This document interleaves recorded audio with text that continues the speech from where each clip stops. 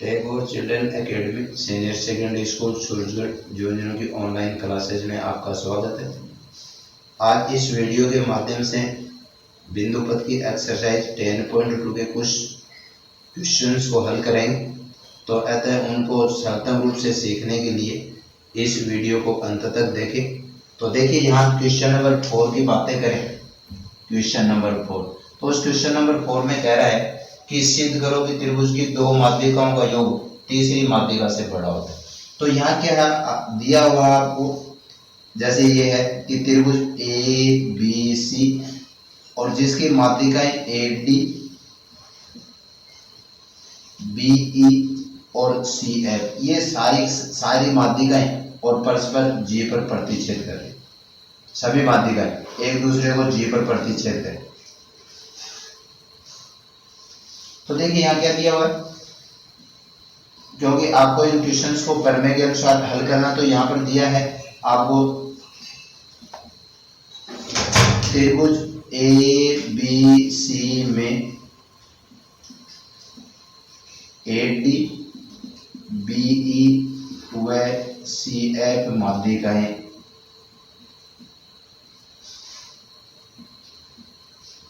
जी पर प्रतिच्छेद करती।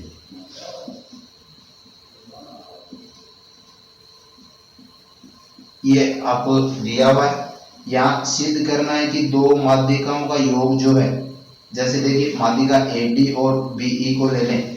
सिद्ध करना है A D plus B E जो है वह बड़ा है और तीसरी माध्यिका है सी एफ। इसी प्रकार से हो सकता है वो बी ई माध्यिका और सी एफ माध्यिका इनका योग ए डी से बड़ा हो, और हो सकता है वो माध्यिका ए डी और सी एफ हो तो इनका योग वह बी से बड़ा हो। ये बातें हल करनी, सिद्ध करना है। तो यहाँ पर रचना का पॉइंट करेंगे। देखिए उस रचना के बिंदु में क्या है, इस रचना के बिंदु में यह है कि इस ए जी को, ये जो ए जी है इसको किसी बिंदु तक और मान लीजिए किसी बिंदु एच तक इस प्रकार बढ़ाया जाता है कि ये ए जी और जी एच दोनों बराबर हो, यानी ए जी को एच तक इस प्रकार बढ़ाया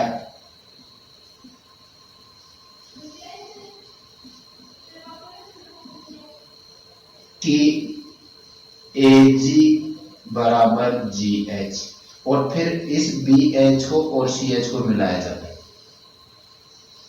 तथा बी एच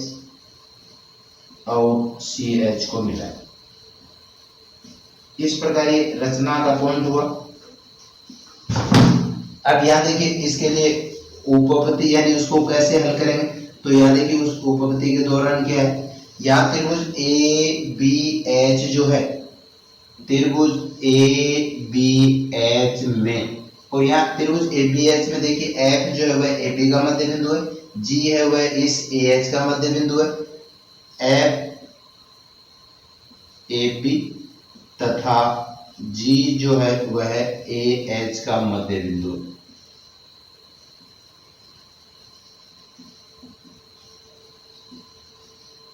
और जैसा आपने अध्ययन किया कि त्रिभुज की दो भुजाओं के मध्य बिंदुओं को मिलाने वाला रेखाखंड तीसरी भुजा के समांतर होता है। तो यहाँ देखिए जो एफ जी जो है ये है इस बी एच के समांतर हुआ, इसलिए एफ जी समांतर बी एच, और इसका कारण जो है ये है मध्य बिंदु से, बिंदु प्रमेय से। कि कैसे आप कह सकते हैं, तो मध्य बिंदु प्रमेय से, और जो जिसका अर्थ था कि त्रिभुज की दो भुजाओं के मध्य बिंदु को मिलाने वाला रेखाखंड होता है वो तीसरी भुजा के समांतर और उसका आधा होता है। तो लेकिन यहाँ पर इस समांतर की बातें करेंगे। अब देखिए जो एफ जी जो है ये इस सी एफ रेखा पर विद्यमान, इसी पर स्थित है, तो इसलिए ये जो एफ जी है वह बी एच के समांतर है, तो ये सी एफ जो है ये भी इस बी एच के समांतर होगा, और इसलिए इसको कहा जा सकता है कि जी सी जो है या सी जी जो है ये बी एच के समांतर है, और इसलिए जी सी समांतर बी एच। इसी प्रकार देखिए यहाँ त्रिभुज ए सी एच की बातें करें, त्रिभुज ए सी एच में बातें करें, तो यहाँ पर ए सी एच में भी वही बातें होंगी। ई है वह ए सी का मध्य बिंदु है, ई ए सी का, तथा ये जो जी बिंदु है वह है इस ए एच का, जी ए एच का मध्य बिंदु। और ये मध्य बिंदु होते हैं। ये जो जी ई जो है रेखा, ये इस एच सी के समांतर होगी, जी ई समांतर एच सी, जिसका कारण भी ये हुआ कि मध्य बिंदु परमे के कारण, मध्य बिंदु परमे से। और ये जो जी ई जो है ये इस बी ई पर विद्यमान है, और इसलिए ये जो बी ई जो रेखा होगी वह इस एच सी के समांतर होगी, और इसलिए बी जी जो है वह भी एच सी के समांतर होगी, और इसलिए बी जी समांतर एच सी। अब यहाँ देखिए कि ये जो बी जी जो है ये बी जी ये इस एच सी के समांतर है, और ये जी सी जो है ये बी एच के समांतर है। और जैसा कि आपने पढ़ा कि यदि किसी चतुर्भुज की समूह भुजाओं का प्रत्येक युग्म समांतर होता है तो वह एक समांतर चतुर्भुज होता है, और इसलिए बी एच सी जी जो है एक समांतर चतुर्भुज। और समांतर चतुर्भुज में विकर्ण होते हैं वो एक दूसरे को समद्विभाजित करते हैं, प्रतिच्छेद करते हैं। तो यहाँ पर आपने इसको ढूंढ लिया कि ये है एक क्या है, समांतर चतुर्भुज है, और समांतर चतुर्भुज में समूह भुजाएं जो होती हैं वे बराबर होती हैं। तो यहाँ देखिए ये जो बी एच जो है ये है जी सी के बराबर, इसलिए बी एच बराबर जी सी। और इसी प्रकार से ये जो बी जी भुजा जो है ये इस एच सी के बराबर होगी, तथा बी जी बराबर एच सी। अब यहाँ देखिए इस त्रिभुज को ले, त्रिभुज बी एच जी को, या फिर आप चाहो तो त्रिभुज जी सी एच को भी ले सकते हैं, यानी किसी भी त्रिभुज की प्रक्रिया को लेके हल कर सकते हैं। तो इस त्रिभुज बी एच जी को ले,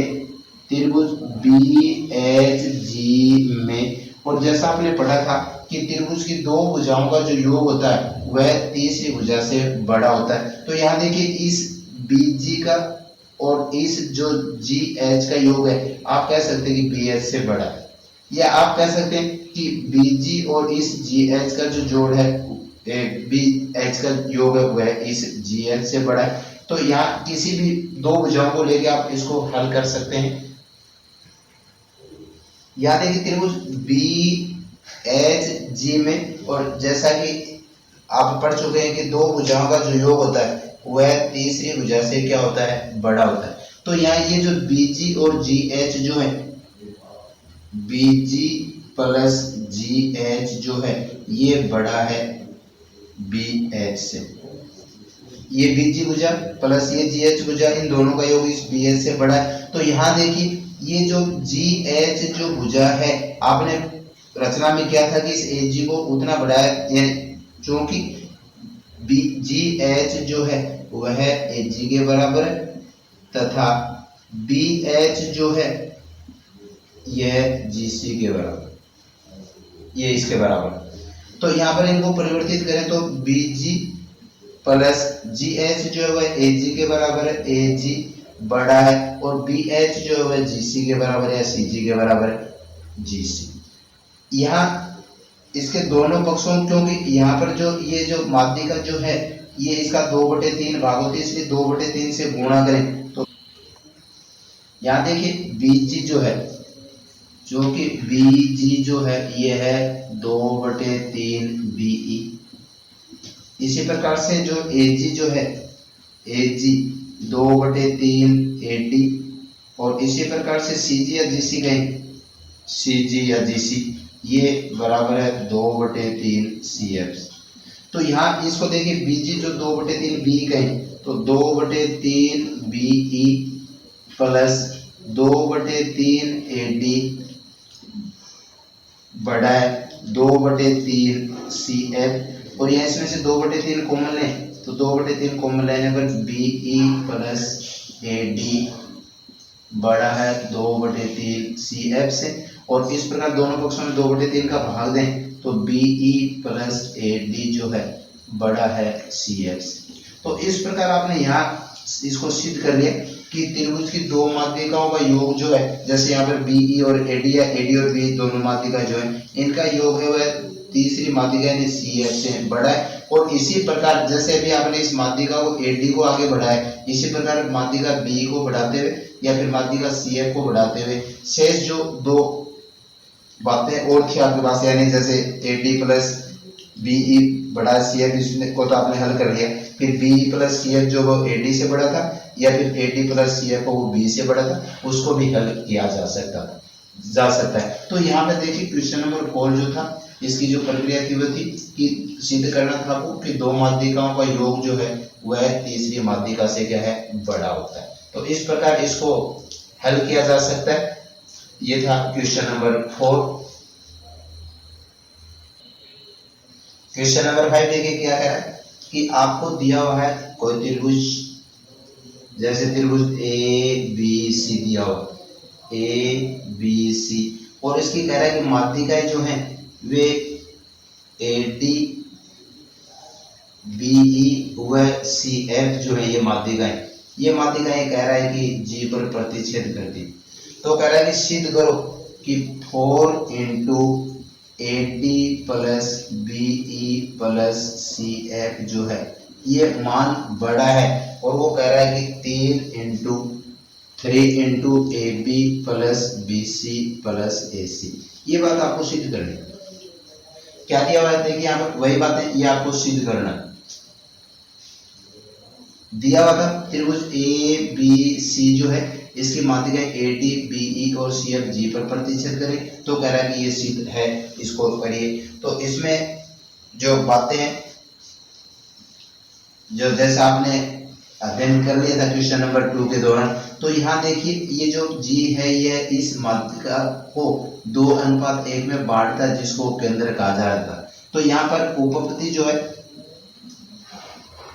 रचना का कोई बिंदु नहीं है, यहाँ पर रचना का कोई पॉइंट नहीं है जिसके कारण आपको उसको हल करना पड़े। तो यहाँ पर आपने पढ़ा था कि ए जी अनुपात जी डी जो है वह 2:1 था, जिसको आपने कहा था कि केंद्र के माध्यिका को 2:1 में विभाजित करता है, और इसको यूं कहा जाए जी डी बटे ए जी बराबर 1/2। दोनों पक्षों में 1 जोड़ने पर 1 प्लस जी डी बटे ए जी बराबर 1 प्लस 1/2। ये 2 1 इसलिए जोड़ा गया इसको 3/2 बना देंगे। तो यहाँ पर ए जी लघुत्तम निकाले इसका, ए जी प्लस जी डी बराबर 2 प्लस 1, और जिसका तो ए जी प्लस जी डी जो है ये ए जी प्लस जी डी जो है ये मान हो गया ए डी के बराबर, और ए डी बटे ए जी बराबर 3/2। और यहाँ से ए डी का मान निकालें तो ए डी बराबर 3/2 ए जी, जिसको समीकरण नंबर 1 है। इसी प्रकार से दूसरी माध्यिका को लेके बीई माध्यिका को लेके हल करें। तो यहाँ पर बीई माध्यिका की बातें करें तो ये बातें यहाँ हो रही है कि जी है वह केंद्र है, और केंद्र होते बी जी अनुपात जी ई जो है वह 2:1, और इस प्रकार इसको जी ई बटे बी जी कहते हुए बराबर 1/2, और दोनों पक्षों में 1 जोड़ते हुए 1 प्लस जी ई बटे बी जी बराबर 1 प्लस 1/2, और यहाँ पर लघुत्तम निकालें बी जी प्लस जी ई बराबर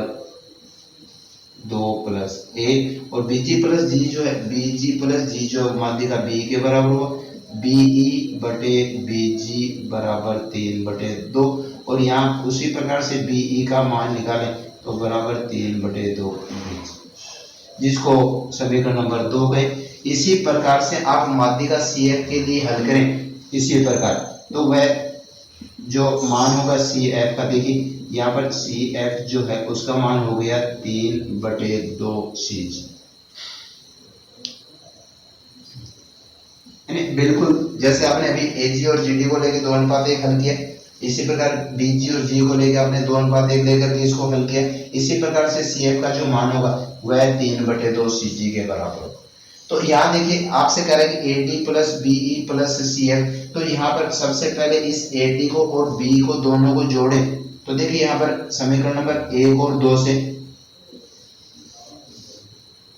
समीकरण नंबर 1 और 2 से, और 1 और 2 से हल करें तो A D plus B E जो है बराबर 3/2 ए जी प्लस 3/2 बी जी, यानी जोड़ने पर 1 और 2 को जोड़ने पर, और यहाँ पर इसमें से 3/2 कॉमन निकालें तो ए जी प्लस बी जी, और जैसा समीकरण नंबर 3 कहें, 4 कहें इसको सुविधा के तौर पे। और जैसा आपने क्वेश्चन नंबर 2 में देखा था कि त्रिभुज ए जी बी में, त्रिभुज ए जी बी में, और यहाँ पर यह था कि ए जी प्लस बी जी जो है इन दो भुजाओं का योग,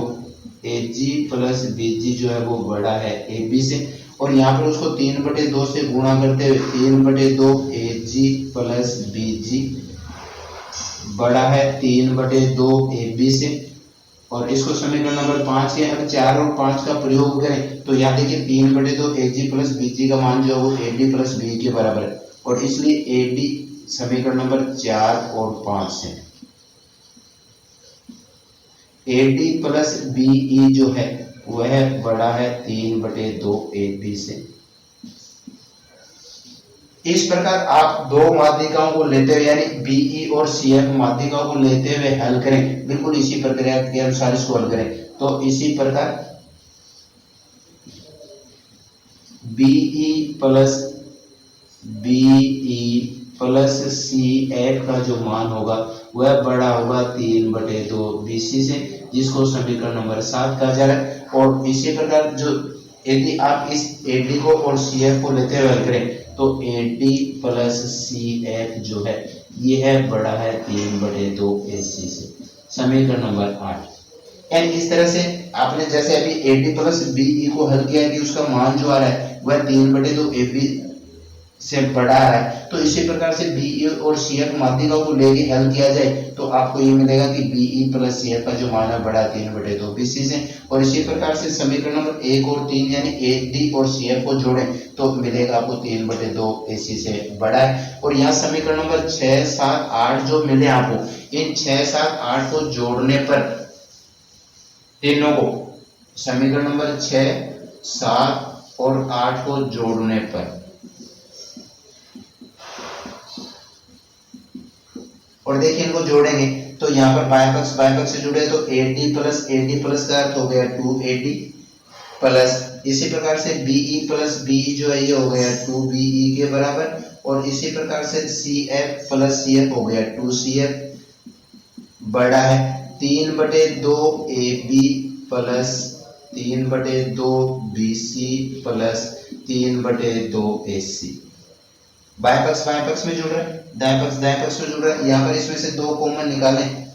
निकालने पर AD plus BE plus CF जो है ये है बड़ा 3/2, इसमें से कॉमन निकालें AB plus BC plus AC, और यहाँ पर वज्र गुणा की प्रक्रिया के अनुसार इसको हल करें तो यहाँ पर 2 को 2 से गुणा करें तो मान हुआ 4, AD plus BE plus CF बड़ा है 3/2, 2 से वज्र गुणा कर दिया गया इसलिए 3, और ये मान हुआ AB plus BC plus AC। तो ये था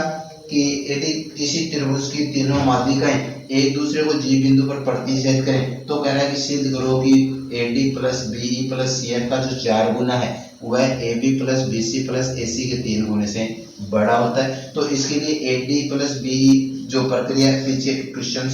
आपने सॉल्व किया था उसी के अनुसार इसको हल करें तो यहाँ देखिए AD का जो मान है वो निकाला गया था, BE का मान निकाला गया था, CF का मान निकाला गया था, फिर इसको AD प्लस B का जो है समीकरण नंबर 1 और 2 को जोड़ते हुए AD प्लस B को हल किया गया, और जहाँ पर आपको ये मिला कि उसका मान जो है 3/2 AB से बड़ा। इसी प्रकार से BE और CF माध्यिकाओं को लेके हल करें जो बड़ा 3/2 BC से, और AD प्लस CF का योग है 3/2 AC से, और यहाँ पर अपने को इनका सबका योग करना है, और इसलिए समीकरण नंबर 6, 7 और 8 को जोड़ने पर, और जोड़ने के बाद में जो प्रक्रिया है वह इस प्रकार है जो आपको इस वीडियो के माध्यम से दर्शाएगी, और क्वेश्चन नंबर 5 को हल किया जा सकता है। देखिए क्वेश्चन नंबर 6 में